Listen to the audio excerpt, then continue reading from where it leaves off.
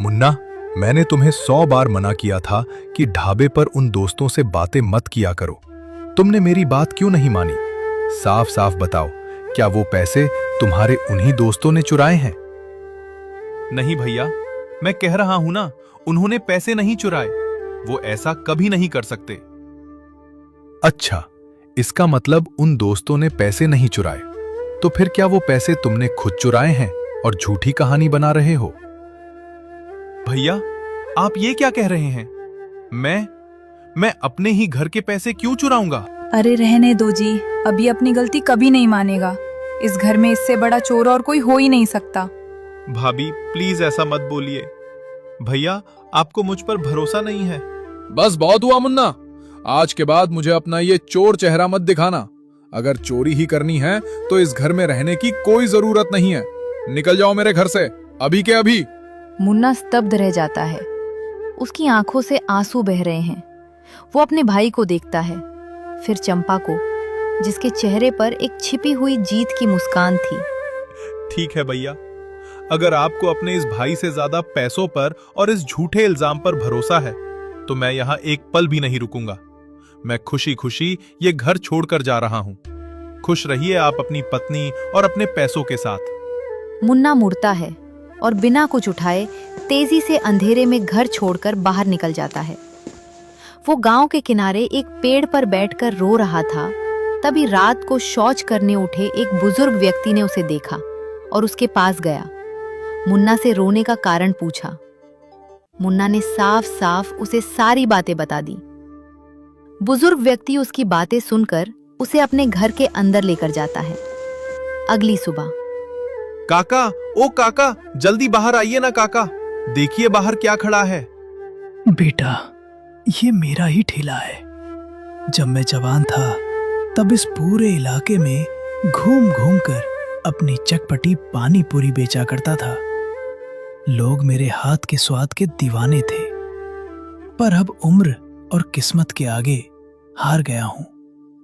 पैरों में इतनी ताकत नहीं कि दूर तक चल सकूं, इसलिए बस घर पर बैठा रहता हूं और छोटा मोटा खेत का काम कर लेता हूं। काका, अगर आप बुरा ना माने तो क्या ये ठेला मैं लगा सकता हूँ? क्या आप अपनी उस लाजवाब और चटपटी पानी पूरी का स्वाद एक बार फिर इस पूरे गांव को चखाना चाहते हैं? बिल्कुल बेटा, अगर तुम तैयार हो तो मुझे इससे ज्यादा खुशी और क्या होगी। तुम तुरंत जाओ और इस ठेले की थोड़ी मरम्मत करवाकर इसे चमका लाओ। तब तक मैं रसोई में जाकर दुनिया का सबसे स्वादिष्ट पानी और गोलगप्पे तैयार करता हूं।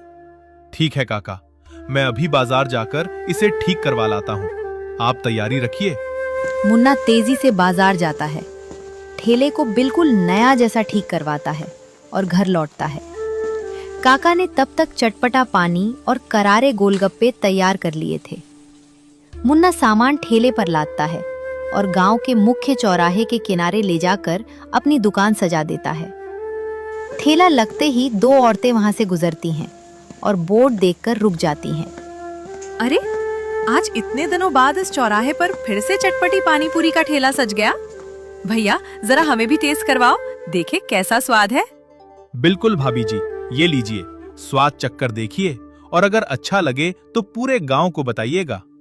मुन्ना प्लेट लगाता औरतें गोलगप्पा खाती हैं और उनके चेहरे खिल उठते हैं।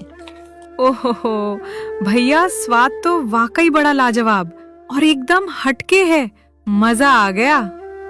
देखते ही देखते बात पूरे गांव में फैल गई और मुन्ना के पानी पूरी के ठेले पर ग्राहकों की भारी भीड़ उमड़ पड़ी।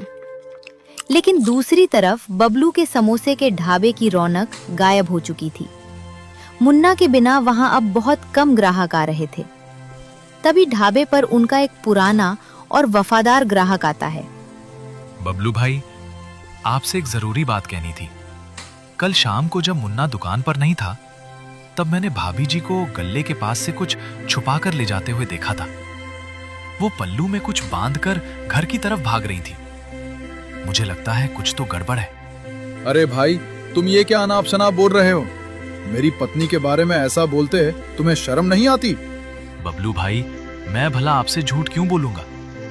मैं गंगा मैया की कसम खाकर कहता हूं, जो मैंने अपनी आंखों से देखा वही आपको बताया है। आगे आपकी मर्जी। इतना सुनते ही तुरंत बबलू अपने घर जाता है और गुस्से में चंपा से उस चोरी के बारे में पूछता है।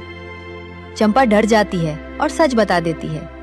वो तुरंत उसे गुस्से में घर से लेकर निकल जाता है और मुन्ना के ठेले पर ले जाता है। और फिर चंपा गलती मानती है। मुन्ना माफ कर देता है और अपने भाभी भैया को एक एक प्लेट गोलगप्पे खिलाता है।